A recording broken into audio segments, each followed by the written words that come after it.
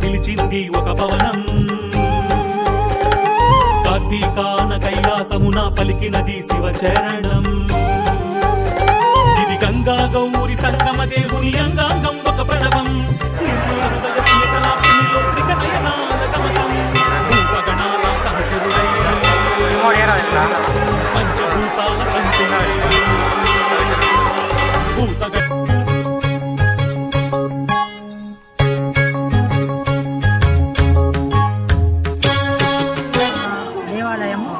బాలరాజేశ్వర స్వామి అని వెలిసిన స్వయంభూ లింగము. ఈ మొక్కుబళ్ళ దేవుడు, చాలామందికి చాలా సంతానాలు, పెళ్ళిళ్ళు అన్నీ అయిన దేవుడు. ఈ దేవుడికి మొక్కుతే కాదు అన్న పని లేదు. ఇప్పటికైతే ఇట్లా నడుస్తున్నది, ఇంతమంది జనాలు వస్తున్నారు. ఇవాళ మరీ సోమవారము శివరాత్రి వచ్చింది కనుక చాలా జనాలు చాలామంది వచ్చారు. అందరికీ సంతోషంగా ఉంది. ఈ బాలరాజేశ్వర అనే పేరు ఎట్లా వచ్చింది? దీని గురించి ఏమైనా తెలుసు? వెమ్లవాడకి దీనికి ఏమైనా డిఫరెన్స్, దానికి దీనికి తేడా ఏంటిది? బాలరాజేశ్వర అంటే ఇక్కడ పార్వతీదేవి లేదు. పార్వతీదేవి లేదు. అక్కడ వేములవాడలో పార్వతీదేవి ఉంది, రాజేశుడు ఉన్నాడు. కాకపోతే ఇక్కడ స్వయంభూ వెలిసింది కనుక చిన్ననాటి దేవాలయం. అందుకని బాలరాజేశ్వర స్వామి టెంపుల్గా ఇది ప్రాచీన కాలం నుంచి పేరు వచ్చింది. ఇక్కడ కళ్యాణం అలాంటివి ఏం జరగవు? కళ్యాణం జరగదు.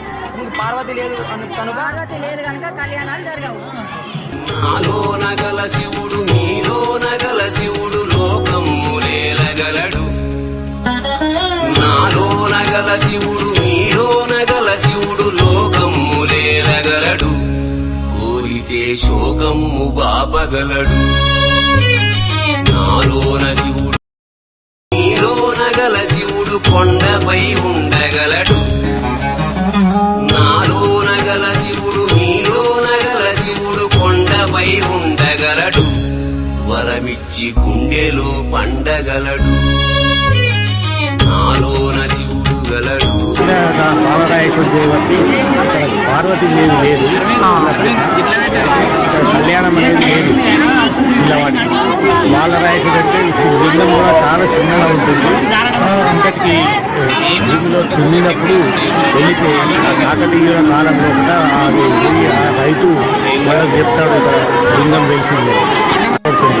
వేములవాడలో మాదిరిగానే ఇక్కడ కూడా పుట్టు వెంట్రుకలు తీస్తారు. మొక్కుబడి దేవాలయం చుట్టుపక్కల ఒక 200 కిలోమీటర్ల నుంచి ఇక్కడికి భక్తులు వాళ్ళ ఇంటి దేవుడిలాగా కొలుస్తారు. పుట్టు వెంట్రుకలు, కోడేలు తీసుకుని అన్నపూజలు చేసుడు, అభిషేకాలు చేసుడు, పంచామృతాలు, రుద్రాభిషేకాలు.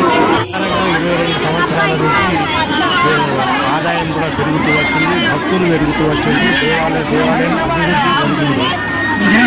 ఇంకా ఇక్కడ ప్రతి సోమవారం జాతర మాదిరిగా భక్తులు వస్తుంటారు. ప్రతి పండుగ రోజున కూడా మంచిగా భక్తులు వచ్చి పూజలు నిర్వహిస్తుంటారు.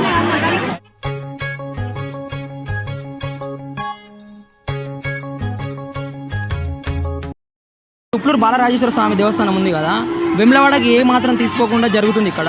అయితే మీ గ్రామాభివృద్ధి కమిటీ దీనికి ఎట్లా తీసుకుంటుంది, ఎలాంటి సహకారాలు అందిస్తుంది అనేది చెప్పండి. మేము ప్రతి సంవత్సరము మహాశివరాత్రి రోజు వీడీసీ తరఫున అందరం కలిసి సమిష్టిగా ఈ కార్యక్రమాన్ని విజయవంతం చేస్తాం. భక్తులకు ఎటువంటి అసౌకర్యం కలుగుకుండా క్యూ పద్ధతి పాటించి వాళ్ళ సౌకర్యాల కోసం అన్ని రకాల సౌకర్యాలు చేసి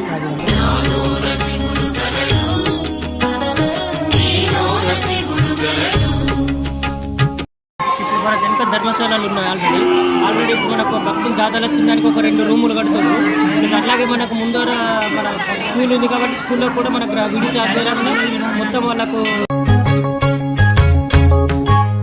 నాలోన శివుడు గలడు నీలోన శివుడు గలడు. లోపల శివరాత్రి వచ్చిందంటే ప్రతి ఇంటిలో అందరూ కూడా ఇళ్లలో లగ్నాలు జరిగితే ఎట్లనైతే సున్నాలు కలర్లు వేయించుకుంటారో అదే మాదిరిగా ఇళ్లకు అందరూ కూడా సున్నాలు కలర్లు వేయించుకొని తమ బంధువులందరినీ పిలుచుకుంటారు. ఆ శివరాత్రి రోజు ఇంటి తలుపులు కూడా పెట్టి ఉండవు, అందరూ జాగరూకతోనే ఉంటారు. దేవుడు వస్తున్నాడని చెప్పి చాలామంది తమ ఇళ్లకు దేవుడిని పిలిపించుకుంటారు కాబట్టి దర్వాజాలు పెట్టకుండానే కార్యక్రమాలు జరుగుతూ ఉంటాయి. అందుకని చెప్పి ఈ ప్రత్యేకత ఏ గ్రామంలో కూడా వేములవాడలో కూడా ఇటువంటిది లేదు. ప్రతి జాతర 2 రోజులు 3 రోజులు అని ఉంటాయి కదా, ఇక్కడ మన జాతర ఎన్ని రోజుల ప్రత్యేకత? జాతర 5 రోజుల బ్రహ్మోత్సవాలు ఉంది. శివరాత్రికి 4 రోజుల ముందు 5 రోజుల ముందు మేము ఘటస్థాపన చేస్తాము. రోజు రుద్రాభిషేకం పంచామృతాభిషేకం చేసి ప్రసాదం వితరణ చేస్తాము. తర్వాత రోజు సాయంత్రం 7 గంటల నుండి 9 గంటల వరకు పల్లకీ సేవ ఊర్లో చిన్న పల్లకి తిరుగుతుంది. తర్వాత శివరాత్రి రోజున మాత్రం పెద్ద పల్లకిని తీసి రాత్రి 2 గంటల వరకు ఊరేగింపు చేస్తాము. ఆడగలడు తెరదించి మూట కట్టేయగలడు, నాటకాలాడగలడు తెరదించి మూట కట్టేయగలడు, నాటకాల